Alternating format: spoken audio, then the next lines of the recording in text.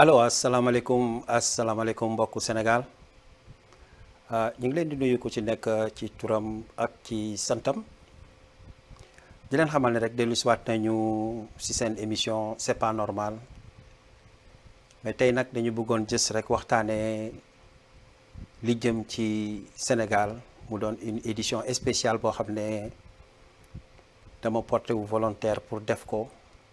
waxtaan ak sénégalais yi par rapport ak sama gis-gis ci réew mi parce que je pense que beaucoup de personnes am nañu frustration à ce moment am nañu frustration parce que li ñuy gis muy dox ci réew mi dafa doon loo xam ne kenn rafetluwu ko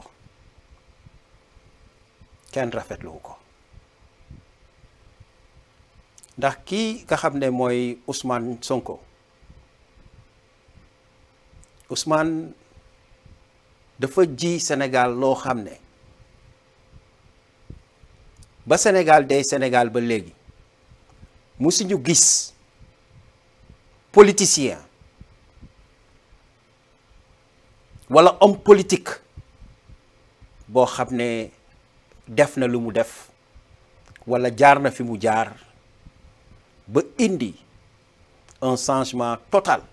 ci li nga xam ne moom la ñuy wax politique au Sénégal loolu doon loo xam ne dafa marqué képp koo xam ne doomu réew mi nga moo xam nga ànd ak moom nga ñàkk ànd ak moom dafa doon loo xam ne daf ko prouver sénégalais yi ñëpp teg ci bët kon su ma koy jël ci misaal dama naan Ousmane Sonko patrimoine national la rawatina li nga xam ne liggéey na ko au niveau du Sénégal ci résistance tax na ba àddina moo xam africain la moo xam espagnol la moo xam sax portoricain la moo xam russe la wala mu doon suédoise ñoom ñëpp ils se sont rendu compte que Sénégal am na révolution te aussi Sénégal am na benn leader politique boo xam ne juddu na gars yi jël ko di ko naataabale bépp résistance bu mag boo xam ne jaar na ci àddina bi muy Nelson Mandela Thomas Sankara Amilcar Cabral ñooñu ñëpp nga xam ne dañ doon xeex pour doomu aadama Afrique am liberté tey Ousmane Sonko loolu la ji àddina bi c'est ce qu'il a fait loolu la ji àddina bi yépp ñu teg ci seen bët tey bu demee ba Russie ba Chine en tant que premier ministre mu dem defi visite boo xam ne le président chinois bu ko neexoon mu ne du ko recevoir parce que du naataangoom mais daf ko recevoir parce que dafa ne kii dafa xeex pour réewam kii doon na nit koo xam ne àddina dafa war a am confiance ci moom loolu tax mu recevoir ko te bu mu ko recevoir aussi ñun ñëpp gis nañu les produits yi nga xam ne jóge na fa mooy bu Ousmane Sonko yi taxawee jàkkaarloog Sénégal yi ne on nous a donné presque plus de 100 milliards de francs CFA yoo xam ne recevoir nañ ko foofu te du lu ñu ñaan du lu ñu saraxu ñoom ñooñu ko xool rek jox ñu ko ndax wóoluñu mu doon ay faits yoo xam ne c'est des faits marquants yoo xam ne tey képp kuy sénégalais yow war nga comprendre ne Ousmane Sonko il n'est pas pastéfien mais c'est un leader boo xam ne dafa marqué l'histoire du Sénégal li ñëpp a xam tey Ousmane Sonko personnage am dafa fal lu bëri parce que beaucoup de choses tournent autour de lui tey bu fekkoon nit koo xam ne la il est égoïste am na yu bëri yoo xam ne tey du am Sénégal mooy ñëpp yaakaar la pour nga nekk président te bu forcé woon kenn mënu ci dara coow lay bëri xeex lay bëri il le sera mais gis ngeen ko ni mu doxaleeg Macky Sall joxoñ ki nga xam ne mooy Bassirou Diomaye Faye ne ko yow laay jiital yaay man maay yow ñun ñëpp xool élection législative yi transparence ak leadership bi nga xam ne wane na ko ci xeex fal ay député fal président de l'Assemblée nationale ñun ñëpp ñoo ko fekkee te campagne bi mu def amul démagogie amul lenn loo xam ne tey doomu aadama war na mën a taxaw xool lépp jàngat ko gis ci lu ñaaw lépp dafa jaar dans les règles de l'art maanaam waa ji lépp loo xam ne lu muy def daf ko teg ci kaw yoon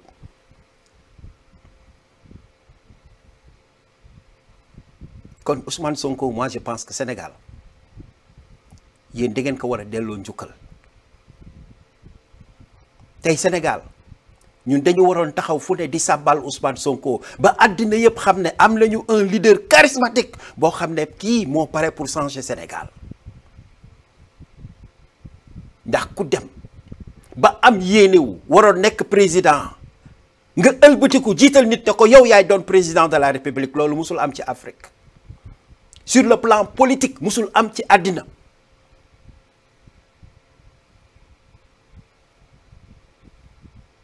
musul am parce que loolu pourquoi ma commencé sama waxtaan foofu c'est parce que parfois il faut que ñu resserrer li nga xam ne et remettre aussi les pendules à l'heure pour nit ñi mën a comprendre exactement qui est Ousmane Sonko bi mu nekkee ci résistance dund na loo xam ne Sénégal gis ñu benn politicien boo xam ne dund na ko ba ci Ablaye Wade bi nga xam ne entre moom ak Abdou Diouf sonnoon na trop mais ce que Ousmane Sonko a vécu ci nguuru Macky Sall amul benn leader politique au Sénégal boo xam ne dund nga ko mais guys ouais le problème donc ñun peut-être je vais dire que ñun Sénégal dañu am loo xam ne xamuñu valeur bi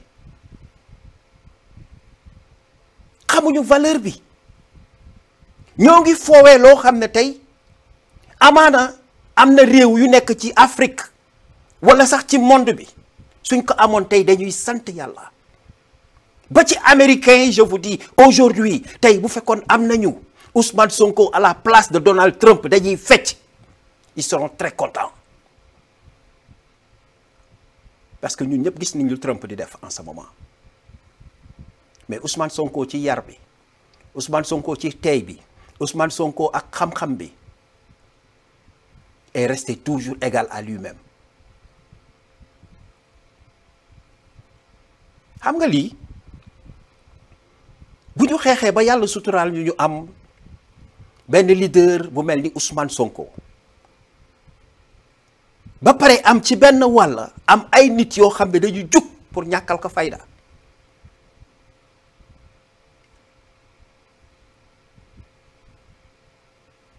ay nit yoo xam ne dañu jug pour wuññi li nga xam ne mooy warmaam am ay nit yoo xam ne dañu taxaw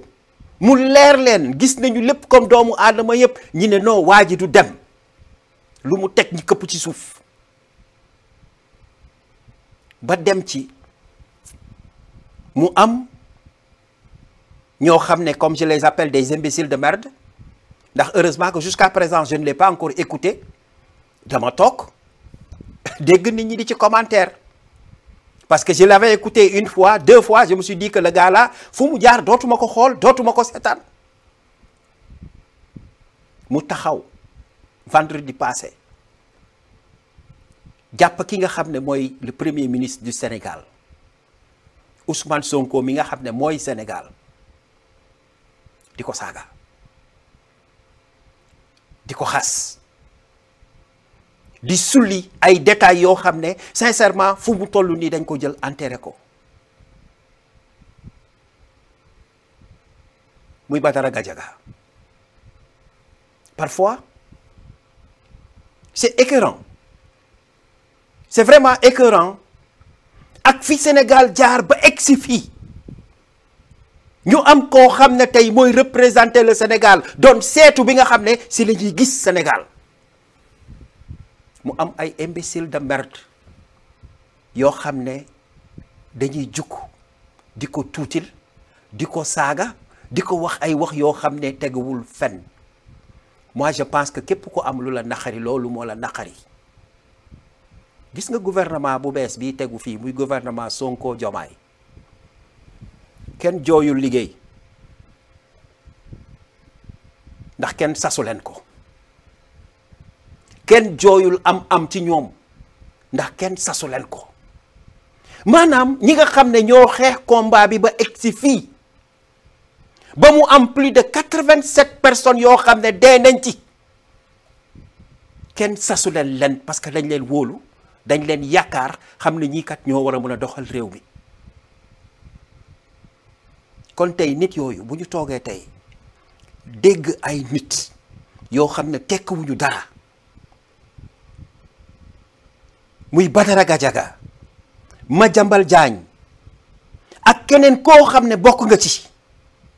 taxaw war a mun a jàkk ak ki nga xam ne mooy Ousmane Sonko di ko saaga di ko wax bu ñaaw moi je pense que loolu ku mu mettiwul Sénégal rek c'est parce que doo nit ndax Badara Gadiaga son père a fait pire et merci à Serigne Bara Ndiaye bi ma ko dégloo démb mu def benn raisonnement bu pertinent parce que nee na Badara Gadiaga bi muy perte li nga xam ne mooy BFM bi muy sàcc li nga xam ne mooy BFM bi il avait 19 ans xel bi tolluwul foofu donc baayam moo ko pousse loolu donc son père a fait pire que Ousmane Sonko il a fait pire que Ousmane Sonko donc Badara Gadiaga boo toogee ci plateau TFM man je pense que li nga war a def mooy jàkkaarloog sa baay nga saaga ko ndey xamal ko ne ko papa pourquoi nga falsifier sama BFM parce que je ne le méritais pas tax nga tey àddina yépp ñu ngi may ŋàmm ndax Badara Gadiaga foofu nga waroon commencer mooy saaga sa baay teg ci sa ndey ba pare door a saaga Ousmane Sonko yow Ousmane defu la dara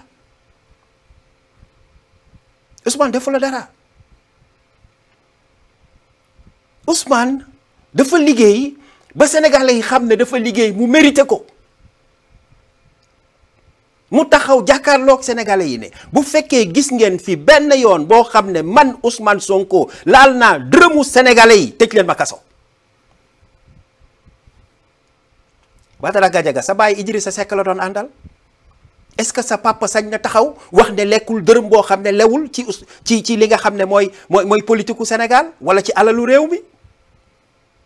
parce que ki dem ba lay sàccal BFM kooku def na loo xam ne dafa tas war ma réew mi kon Badara Gadiaga moi je pense que il est temps que tu te tais il est temps que nga noppi parce que li ngay wax ak li ngay def nii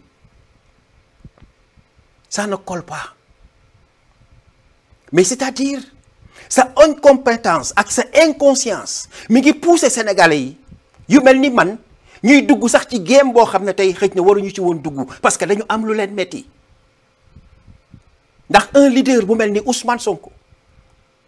nit koo xam ne c'est hors pair benn la ci àddina bi nga war a mun a taxaw ak moom jàkkaarloog moom di ko wax yenn wax yi moi je pense que il faut que nga revoir sa bopp bu baax a baax a baax et merci à Serigne Bara Ndiaye ci analyse bu pertinent bi nga xam ne def na ko parce que man ça m'a soulagé permettre na ma ne ah non attention wax bu ñaaw fa mu jógee rek la dëkk waaye fa mu jëm dëkku fa Sonko dérange. Il dérange et il va continuer de déranger parce que ñi nga xam ne ñoo ŋànkoon alalu réew mi di ci def lu leen neex ñi nga xam ne ñoo ŋànkoon li nga xam ne mooy économie réew mi di ci def lu leen neex ñi nga xam ne lii di impôt yi nga xam ne waroon nañ ko fay ci réew mi di ci def lu leen neex bi fi Macky Sall nekkee ñooñu ñoo am problème fu mu nekk nii mais Sonko n'a pas de problème. Il a la tête tranquille mais nag ku yuuxu rek c'est parce que da nga ragal ku yuuxu rek c'est parce que yow fa nga jëm xam nga ne bés boo fa eggee ñu teg la loxo looloo waral groupe bii di TFM ngemba ki nga xam ne mooy Badara Gadiaga teg ko ci antenne bi muy mbel-mbeli maintenant comme ni ma ko waxee li gën a metti sénégalais yi mooy télévision bu mel ni Futurs Médias depuis bi nguur gi tegoo ba léegi je ne parle même pas avant mais depuis bi nguuru Sonko tegoo ba léegi ñi amuñu jàmm amuñu ci dara parce que Sonko daf leen di déranger moo tax ils se sont constitués jël seen rubrique bii di jàkkaarloo changé ko def ko un plateau boo xam ne xeex nguur gi moo leen tax a jug maanaam xeex Ousmane Sonko du ma ne sax nguur gi waaye xeex Ousmane Sonko diaboliser Ousmane Sonko loolu nag man je pense que loolu je ne parle pas à tous les Sénégalais mais je parle aux gens yi nga xam ne ñoo jël kii di Ousmane Sonko fal ko muy doxal réew mi parce que waratuñu toog di accepter kenn au Sénégal war a jug jël ay warma alwa ay wax yu ñaaw di ko teg ci ki nga xam ne mooy Ousmane Sonko on ne doit plus l'accepter moi je ne parle plus de la justice te dinaa ci ñëw ci kanam tuuti mais képp koo xam ne sénégalais ba nga xam ne yow falan nga ki nga xam ne mooy Ousmane Sonko il est temps que nga taxaw parce que lii lu ñu war a jàmmaar lool la ça c'est un problème qu'on doit régler et le plus rapidement possible parce que waratuñu seetaan benn doomu aadama di am fit di taxaw di saaga ki nga xam ne mooy Ousmane Sonko mais chacun a le droit de critiquer man maa ngi nii ci plateau bi lay toog parfois damay gis lu ma neexul ma wax ko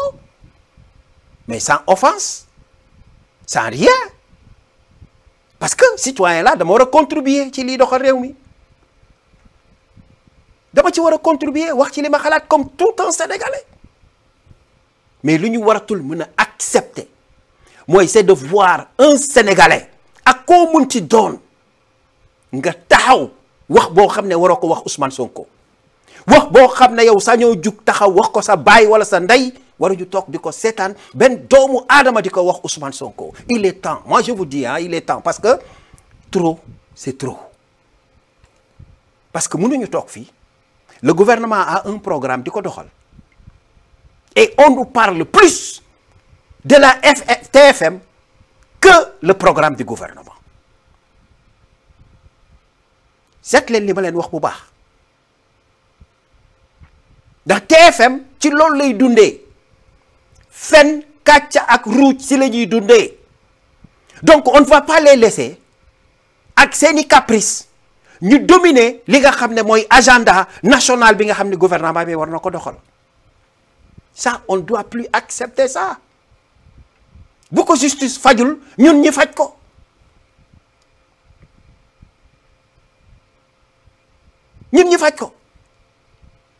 ndax télé la boo xam ne dafa yàgg def ay scandale te boo leen fàttalikoo ci campagne bi ñu doon def contre Macky Sall ñun ñëpp wax nañ ci amul luñ ci génnewul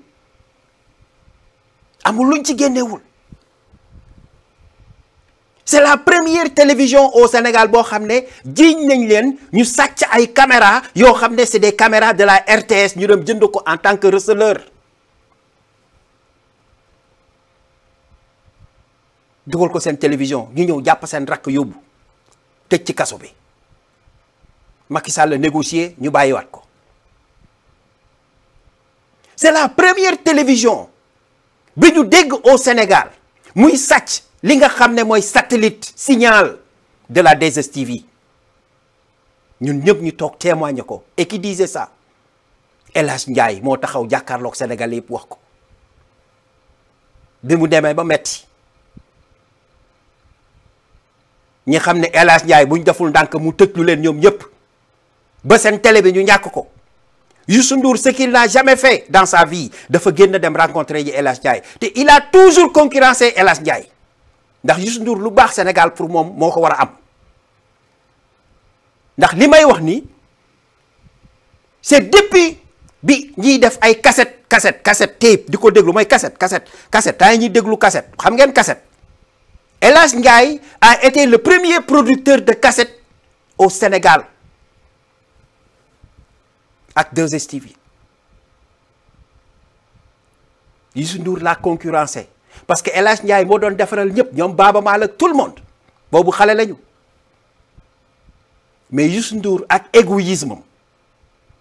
a tout fait ba nga xam ne créé na beneen société ñu koy wax xippi pour mën a di def duplication de cassette foofu pour rek tëb El Hadj Ndiaye pour rek concurrencer El Hadj Ndiaye pour rek yàq marché El Hadj Ndiaye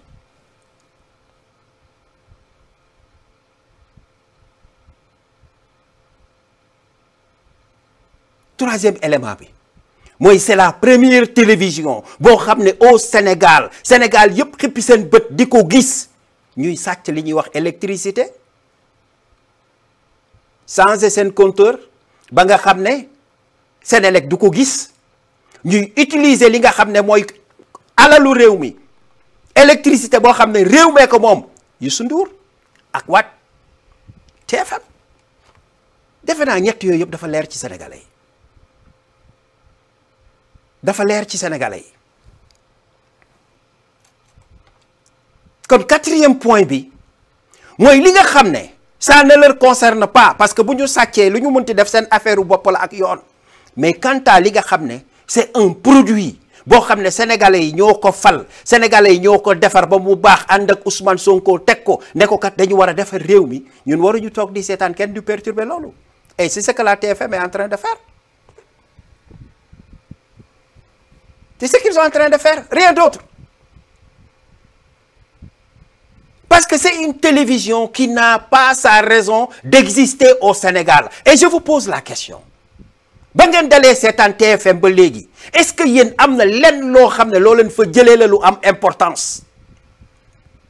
TFM a concurrencé tout le monde même làmba ji toll woon na ci ay jamono yoo xam ne El Hadj Ndiaye moo ci teg loxoom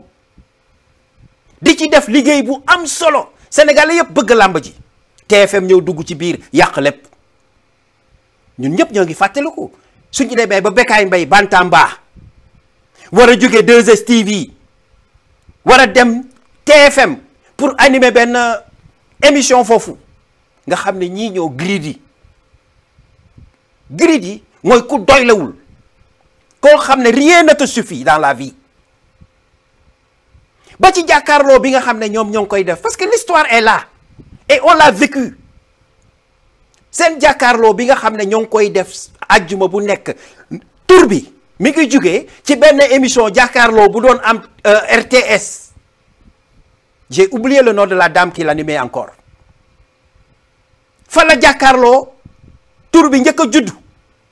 bu weesoo bi ñoom ay Mansour Mbaye doon def non mais jàkkaarloo en tant que émission politique ñu sàccee ko foofu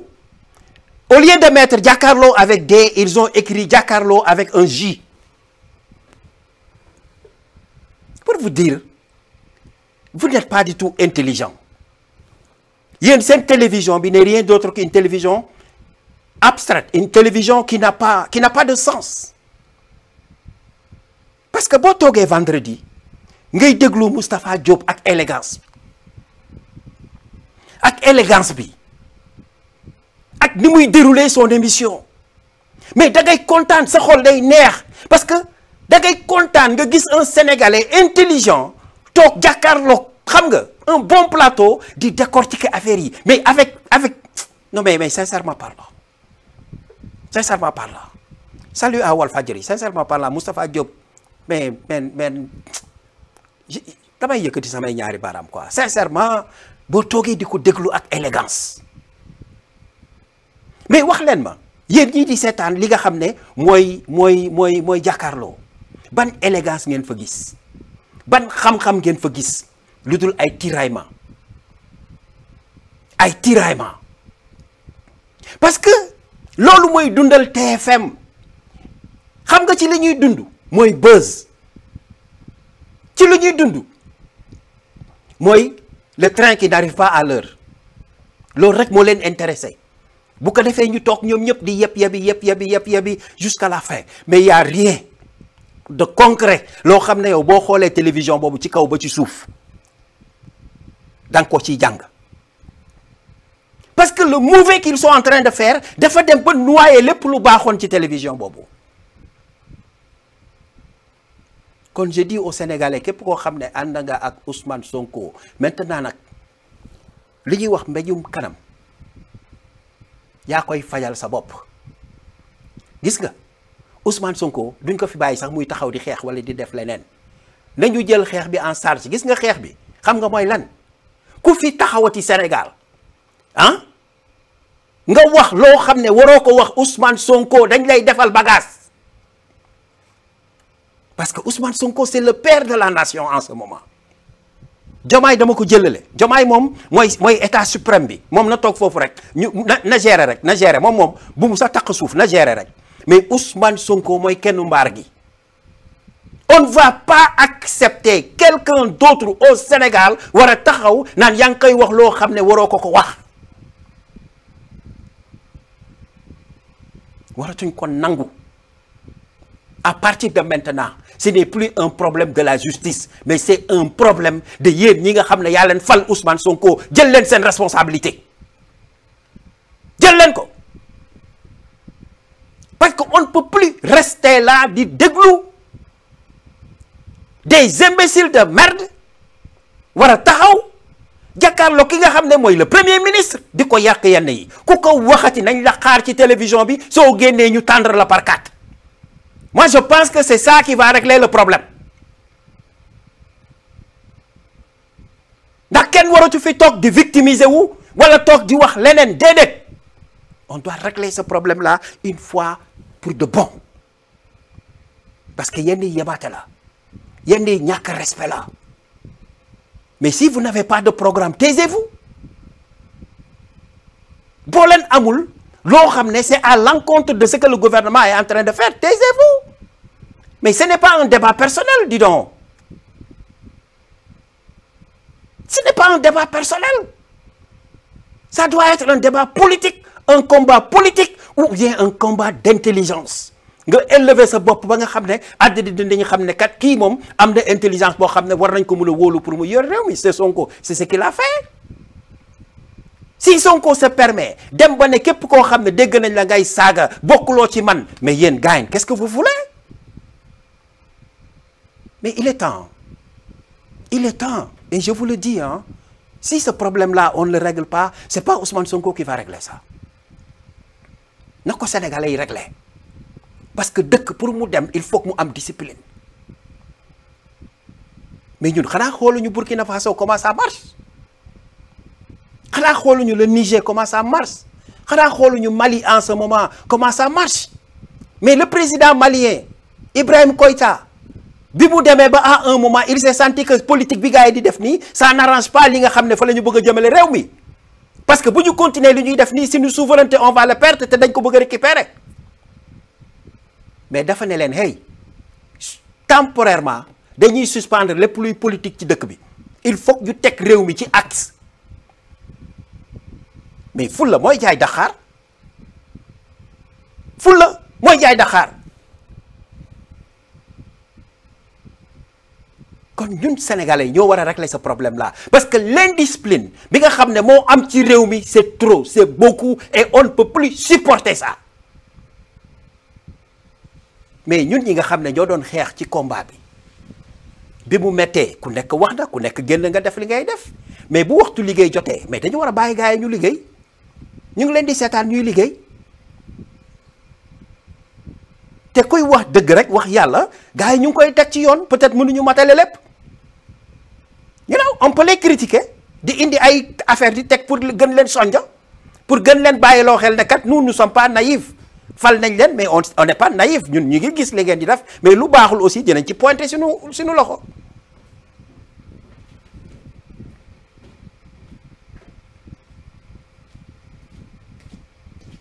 kon boog il faut que sénégalais yi jël seen responsabilité par rapport à ça suñ ko deful rek duñu liggéey parce que bu ñu toogee ci justice boo xam ne dañuy convoquer ki nga xam ne mooy Madiambal Diagne ak li mu wax yépp ñu ñëw déglu ko bàyyi ko mu dem kooku génn def déclaration Badara Gadiaga nga xam ne dañ ko waroon ñëw ne coppet fa mu waxee waxu xajam yooyu ñëw teg ko ci yoon par force ñi naan ndax woo nañ ko wala woowuñu ko ñi ngay laam-laame gauche wala di laam-laame droite ndax Ousmane Sonko bi mu génnee barke démb soo leen dégloo waxam bu baax la mu doon junj foofu mooy justice bii fi nekk nii deful liggéey bi nga xam ne moom la war moo ko war kon bu justice nanguwul def liggéeyam ñun ñu jël suñu responsabilité parce que nous Sénégal daf ñu jaral lu nekk te on veut que ce pays-là progresse à l'instar des autres pays parce que bu ñu demee ba Sénégal nekk ci parmi les pays les plus pauvres du monde ñu toog fii taluñu dara lu dul werante toog fii taluñu dara ku ñu jiital ngeen faxastal ko duñ dem fenn donc bu ñu amee un bon produit boo xam ne dañ ko fal mu nekk fii di teg mbir yi ci yoon dañ ko war a jàppale dañu war a ànd ak moom jusqu'à la preuve du contraire mais jalon yi nga xam ne gis nañ gouvernement bi di ko teg mi ngi dem léegi nag je pense que peut-être sax fa lay daanele parce que bëgguma woon vidéo bi gudd mooy li nga xam ne moo jëm ci gouvernement bu Sénégal gis nga nit ki buñ la falee il faut que nga nangu aussi jël ses responsabilités à bout parce que man dafa am ñaari affaire yoo xam ne rek laa d'accordul ak gouvernement bi nga xam ne mooy gouvernement Bassirou Diomaye Faye ndax le président de la République dafa toog jàkkaarloo ak sénégalais yi ne dëkk la boo xam ne démocratie la lu waay neex mën na ko wax lu waay neex rek mën na ko wax ñu ne ko waa président pourquoi nga wax lii mu ne mu ne ñu ki nga xam ne moo nekk ci biti di yuuxu wala di wax leneen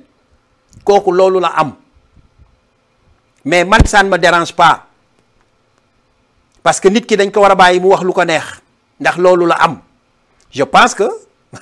màggetaguñu c'est ce que notre président a dit beneen affaire bi mooy le ministre de la justice bi mu toogee à l'Assemblée nationale jàkkaarloog tout le peuple sénégalais ak waa assemblée bi ne leen man kenn du ma influencer kenn du ma influencer justice rek lay doxal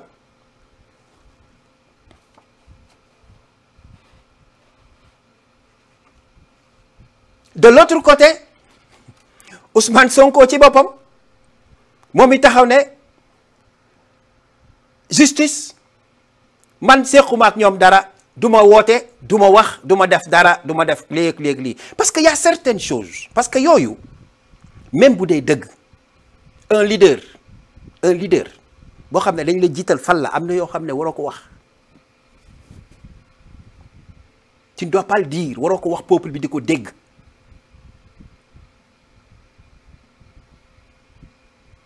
ay wax la yoo xam ne mooy li ñuy wax en diplomatie waroo ko utiliser ba koy wax d'accord lii la d'accord naa ne lii la du ma influencer justice du ma def lii mais je ne vais jamais en parler jusqu'à la preuve du contraire.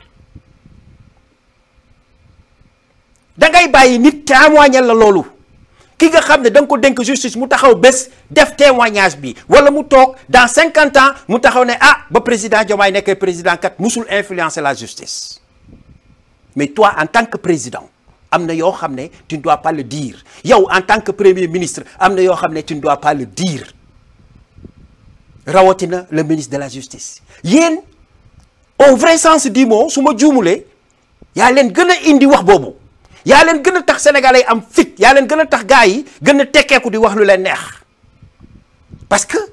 mooy li ñuy wax rek dañu jël seen wax ba pare tegal leen contre-pied moo tax ay Badara Gadiaga di wax ay Madiambal di wax parce que nee nañu ah président nee na lu ko neex loolu waaye neex na ko wax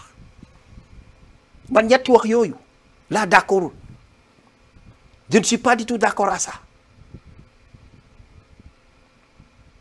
parce que du loo xam ne yow njiit war nga ko wax ndax bi ñu fàttalikoo bu baax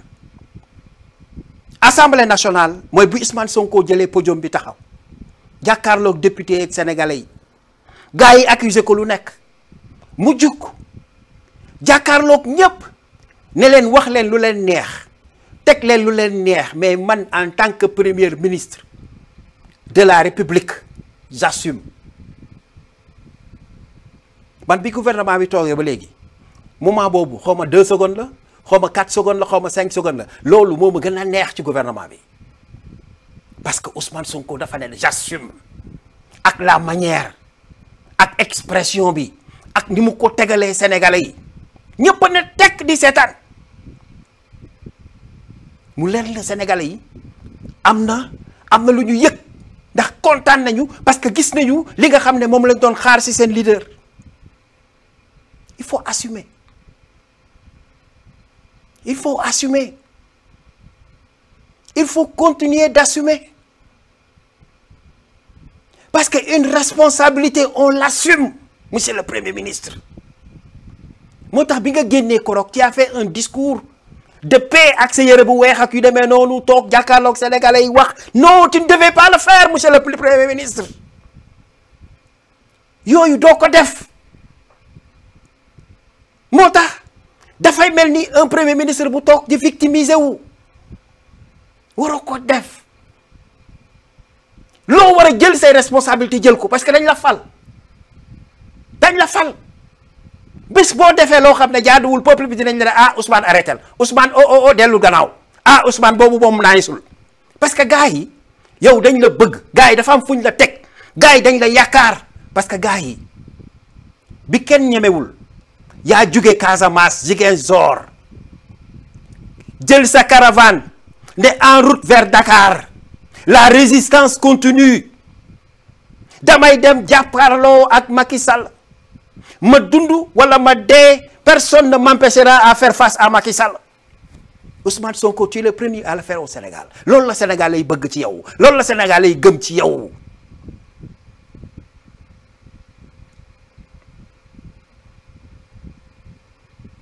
kon monsieur le premier ministre il faut continuer à assumer quelle que soit la situation continue à assumer parce que foofu la gars yi di xaar foofu la gars yi soxla nga dugg fa mooy nga assumer moo tax jour bi nga ko waxee assemblée nationale ñëpp ne tekk fàttaliku leen ko dem leen ngeen dawalaat vidéo boobu ngeen seetaan coow li bëri woon na trop mais quand Ousmane a dit que j'assume ñëpp ne tekk di seetaan parce que loolu la ñuy xaar nga dem fi nga xam ne mooy assemblée générale de l'ONU nga taxaw jàkkaarloog ñoom ne leen j'assume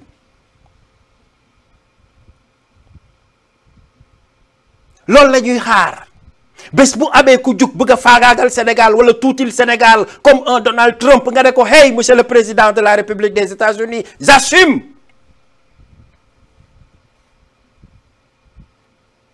loolu la ñuy xaar bés bu un imbécile de merde comme Badara Gadiaga toogee bëgg a perturber sénégalais yi nga jël sa propre responsabilité jàkkaarloog moom ne ko Badara Gadiaga j'assume et je vais appeler les forces de l'ordre, ils vont venir te prendre tout de suite pour t'amener là où on doit t'amener parce que loolu mooy yoon. dëkk da nga koy respecter réew da ngay respecter institution yi réew da ngay respecter personnage yi nga xam ne ñoo ko gérer kon monsieur le président de la République, monsieur le premier ministre, il faut assumer. Tant que vous n'assumez pas seen programme doo leen ko tëral. Vous avez un programme pertinent, très pertinent, parce que ku dugg seen programme mu lire ko il va comprendre que lii ñi ko sos ak ñi koy doxal jubbanti rek moo leen ko mën a permettre. waaye bu fekkee da nga jub di jubal te mënoo jubbanti ça ne marchera pas. jubbanti bi moo des te jubbanti boobu mooy il faut ngeen assumer seen responsabilité. Maintenant ñi nga xam ne dañ leen fal ñuy liggéey pour le gouvernement de Diomaye, parce que am na benn jour mooy am na ministre boobu ñuy wax nakati waay naka dafe waay waa ji nekkoon Canada waay, le gars là, le gars qui parle bien là, le gars qui fait les débats très bien là bi mu taxawee de day dem nettoyer ji ay marché gars yi ngeen baal ba ma ree tuuti waay pour ma souffler xam nga am na yoo xam ne yii nit da ngeen ko war a def pour dimbali ki nga xam ne mooy le gouvernement. Par exemple su ma jëlee benn exemple, parce que ñun dañ fi yàgg toog di xeex li nga xam ne mooy suñu ressources naturelles yi ñu ko gars yi di exploiter, comment Macky Sall le faisait avec les 10% qu'on nous donnait. dinañu dem di daanu ba egg ci 3% boo xam ne moom lañ ciy collecté gars yi di jël suñuy ressources di yóbbu muy génn partout.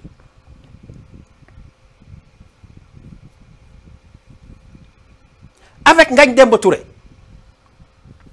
le premier lingot d'or bi nga xam ne moo jóge Tambacounda ci moom lañ ko gisee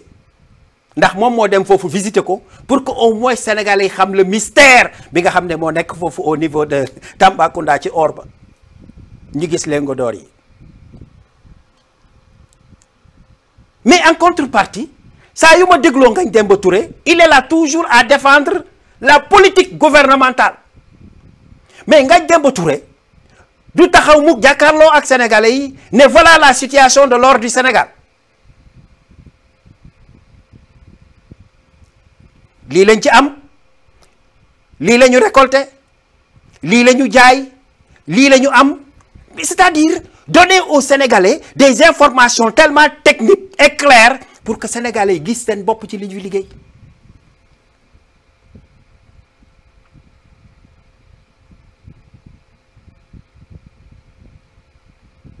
Gis nga quand tu travailles pour un gouvernement, la meilleure façon de convaincre et la meilleure façon de faire taire aux Sénégalais et aux critiques, c'est de sortir parfois et faire un compte rendu. Gis nga peuple soxlawul dara ci gouvernement mais la transparent rek.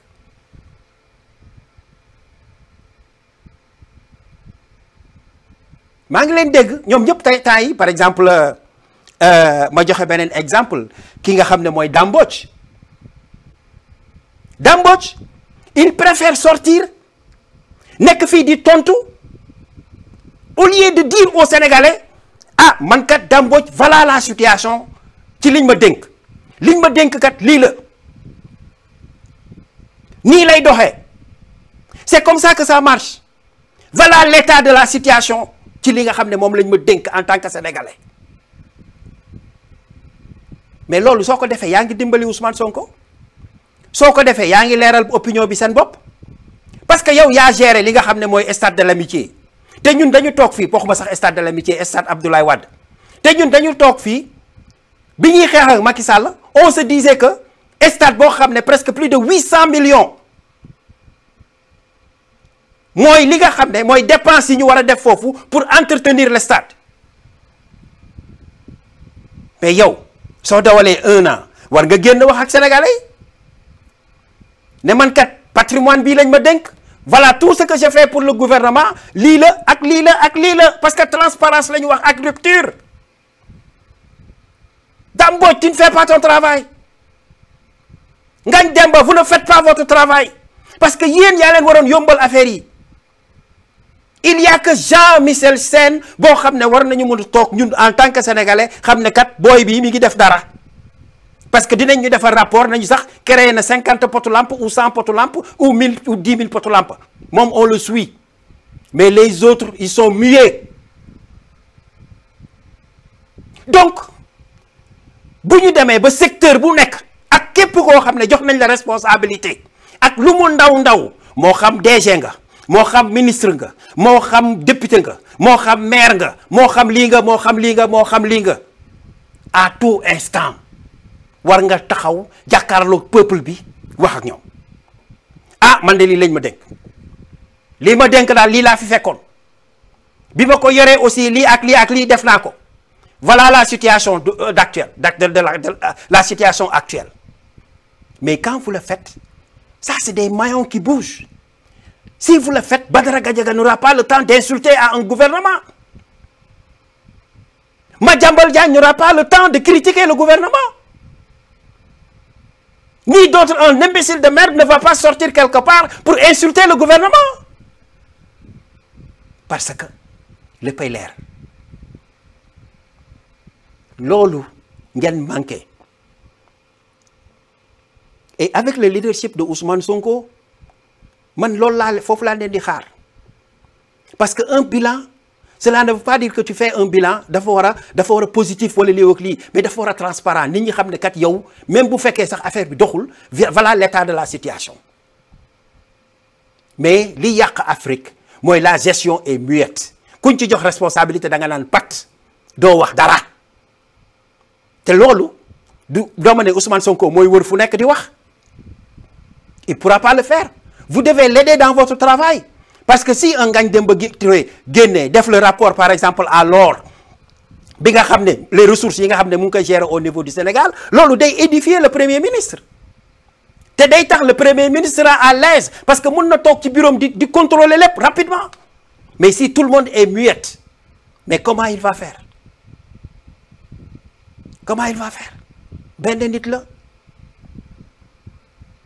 benn nit la kon yéen ñi nga xam ne Diomaye Sonko dañ leen wóolu fal leen il faut ngeen génn ci seen case yooyu voilà c'est le ministre Bala Moussa Daffé ki nga xam ne moom la ñu jox urbanisme ak yu demee noonu gars yi critiqué wu ma dañuy waxtaan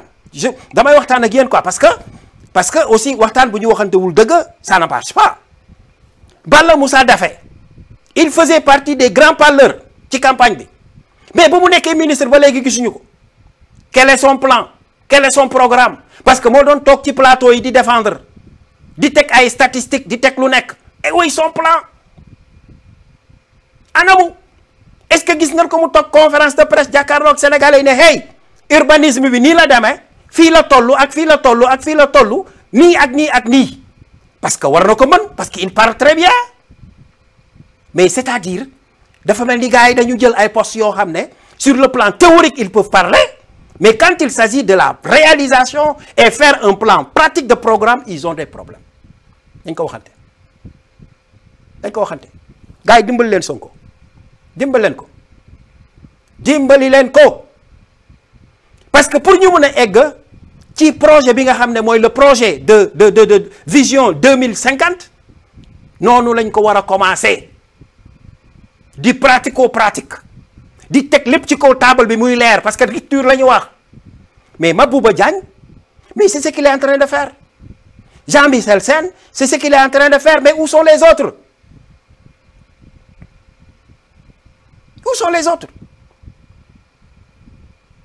je vous donne encore un autre exemple pertinent néew ma dafa ñaaw wala baaxul mais il faut que ñu jéem a escalader tuuti quoi pour mën a waxtaan parce que musuma ci wax mooy problème mu auto assemblée nationale bi El Malick Ndiaye génn na def proposition coow li ne kur est-ce que dégg ngeen benn député bu génn wax ci dara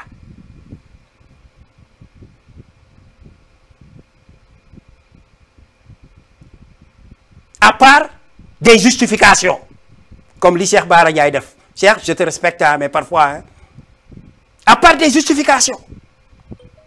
mais il y a personne ci député yu ko jug taxaw ne hey attends on doit se sacrifier parce que lii fi nekk il faut que ñu sacrifier wu xaar fi ak 2 ans balaa ñuy wax ay waxu oto wala ay 50 millions yu ñuy jox ak yu demee noonu nañu yem ci suñu salaire et on va débrouiller avec les moyens du bord parce que Sénégal fi mu toll la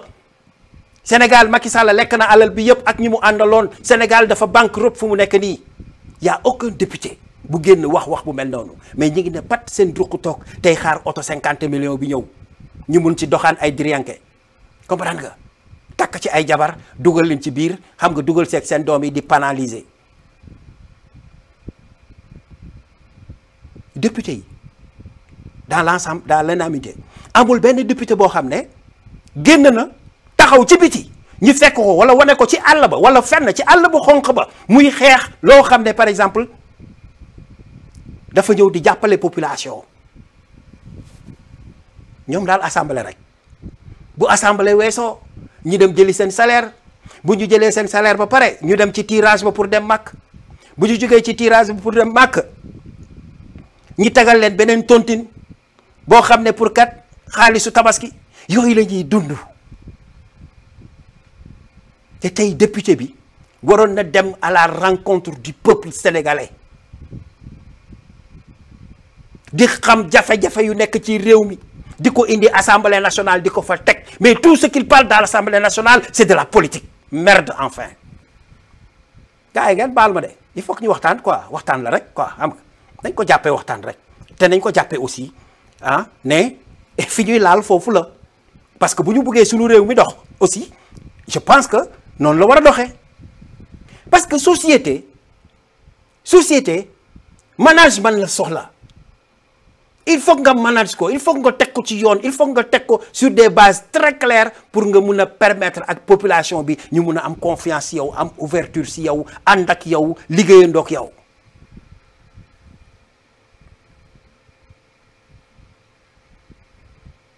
Sonko il a tout mais looloo ko manqué te yéen ñi nga xam ne yaa leen di tourner autour de ce projet là loolu ngeen war a def pour jàppale ko affaire bi ce n'est plus un combat politique parce que le combat politique nous on le fait mieux que vous ñun ñi nekk dans les réseaux les Ousmane Tounkara comprendre nga les Cheikh Anne Dabakh xam nga on le fait très bien parce que bi combat politique bi jotee nous on était là chaque jour à se battre amuñu woon heure on n'a même pas laissé Macky Sall respirer jusqu'à bu mu jóge fi kon boog yéen député ñun ñoo leen dàq politique ndax ñun suñu combat day saf-sap day neex comprendre nga te gars yi dañ ñuy déglu aussi mais yéen li ngeen war a def mooy liggéey lañ leen sant bés boo leen liggéeyee rek affaire yu bëri dinañ ko tàqale kook moom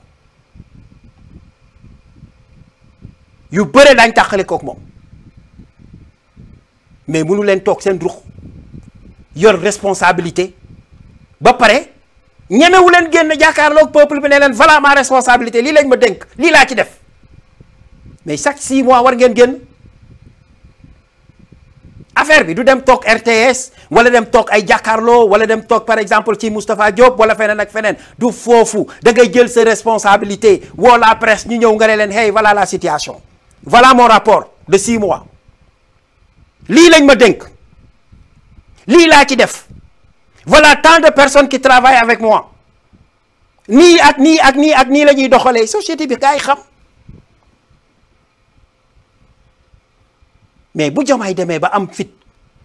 lii nga xam ne mooy SCTT xaw ma nu ñu koy xateeti mu teg ko sànni fële jël Sénat bi sànni fële parce que ñooñu liggéey ñu woon donc yéen it aussi boo leen nekkee dans l'ombre comme ça on ne vous entend pas on ne vous voit pas vous n'avez pas de programme vous ne présentez rien aux Sénégalais mais qu'est-ce qu'on va dire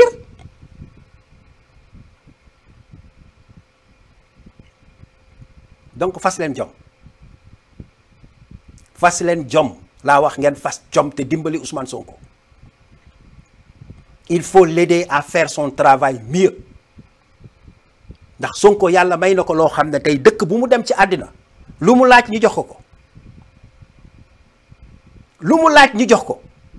xam nga boo gisee waa FMI di ko sonal nii ak waa Banque mondiale xam nga lu tax ñu koy sonal parce que xam nañu ne c'est quelqu'un qui n'est pas facile pour nga corrompre ko mais bu fekkoon nit la boo xam ne yomb na corrompre ko gars yi léegi gars yi commencé dugal millions yi ci biir Sénégal milliards ci biir Sénégal mais xam nañu ne il faut ñu trouver un moyen pour ëlbati ko balaa ñuy mën a jëflante ak moom te loolu du am Sonko du leen ko may mais tôt ou tard daañu fekk Sonko ci li mu bëgg. Sénégal il faut ngeen doon nandite tuuti xam li xew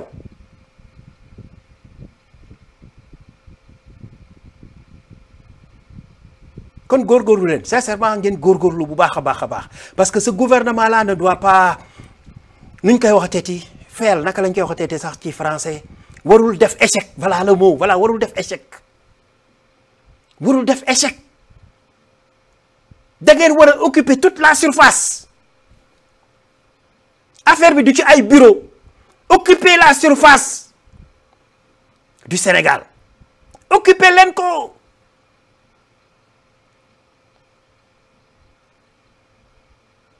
pétrole bi sunu ministre bi yor énergie sax ñemewul génn jàkkaarloog sénégalais yi ne on a gagné ou on a perdu on ne connaît rien lu dul ci journaux yi la ñuy jàngee lu bëri. non da nga war a taxaw en chair et en os def un rapport de benn page li ñu bëgg a xam mooy ñaata barigo la ñu génne ñaata barigo la ñu jaay ak ndax dañu gagné wala ndax dañu perte et puis aussi Sénégal ñaata pourcentage la ciy gagné on n'a pas besoin des informations yoo xam ne dañuy dem filmer wan ñu décoration bi et tout cela ñëw tegal ñu ko non c'est pas ça s'il vous plaît c'est pas ça. Donc sénégalais yi foofu ngeen war a jëm ak ñoom parce que si vous ne le faites pas vous allez le regretter sincèrement parlant te sincèrement ñu ngi leen di ñaan ngir yàlla ak yonente ba am nañu un leader charismatique boo xam ne suñu rëccee on ne va plus la voir again dootuñu ko amati mukk muy Ousmane Sonko ku nuroog moom dootuñu ko am mukk ndax Sonko moo nar a changer réew mi moo nar a changer jikko yi moo nar a changé lépp ba nga xam ne si on a un président boo xam ne dans 100 ans war na ñëw ci loolu lay taxaw kon góorgóorlu leen yéen ministres yi yéen députés yi yéen directeur général yi yéen maire yi yéen ñëpp dama bëgg ngeen góorgóorlu te xam ne c'est à partir de vous c'est la ñuy mën a déterminer l'élégance de Ousmane Sonko.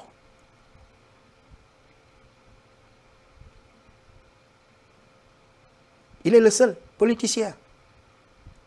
en Afrique buy woote stade ne gars yi dañuy fay gars yi ñëw fay dugg ci biir.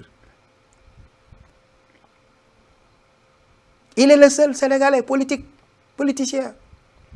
gars yi def cagnotte à 24 heures affaire bi doon ay milliards.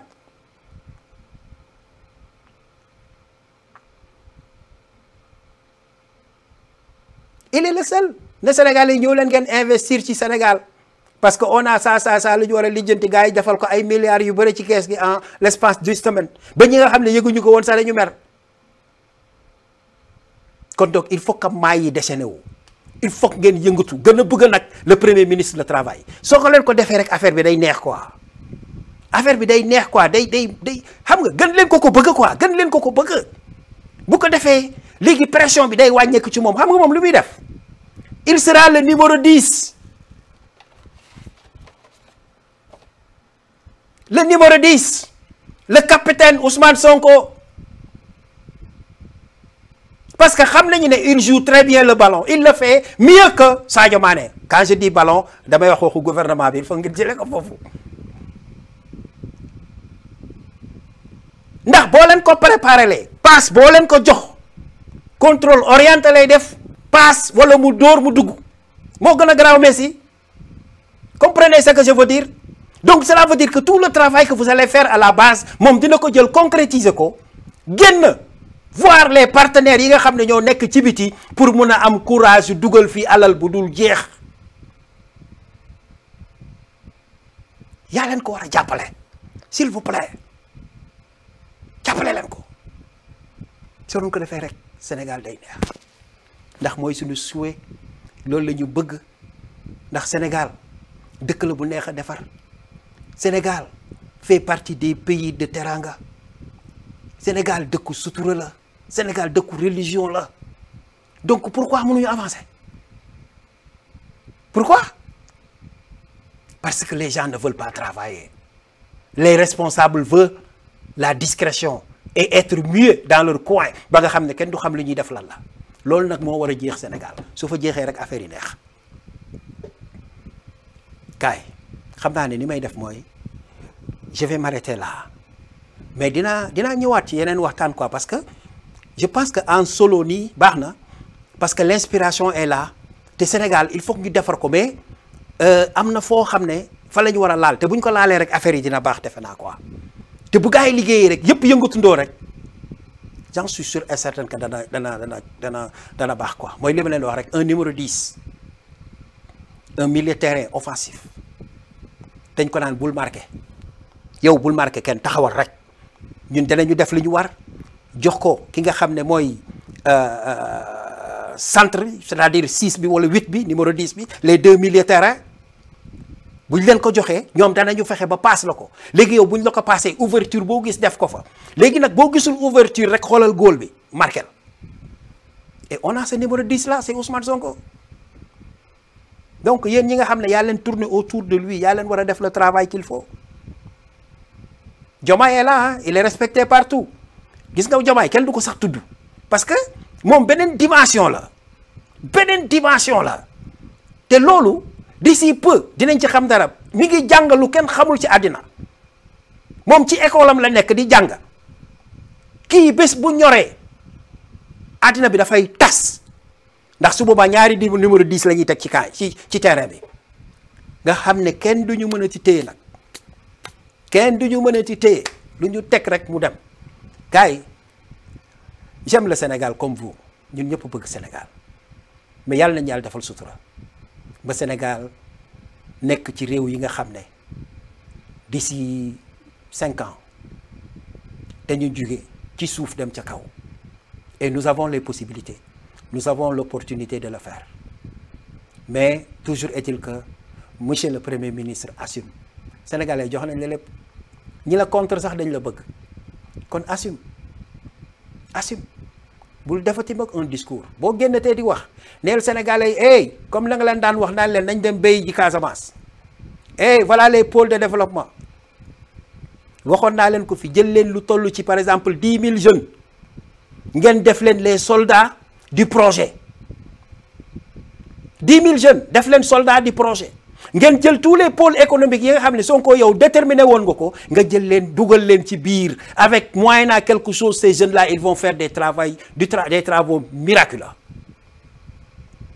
dinaa ci ñëw kooku c'est un programme spécial la bu ma bëgg a indi quoi parce que léegi il faut que may ñëw en solo comme ça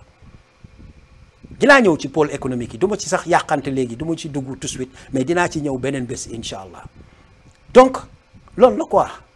il faut que les maillots yi yëngatu xam nga ñu xam ne kat xam nga dans un terrain il y a 11 jours xam nga yu far ci benn camp donc 11 jours yooyu ku ci nekk da nga war a joxe la nga mën comprendre nga mais bu ku nekk bëggee gestu rek wala xool boppam ça va être très difficile pour ñu exécuter des résultats donc gaynde maa ngi leen di nuyu yéen ñëpp sénégalais yi di leen gërëm di leen sant te di leen xamal ne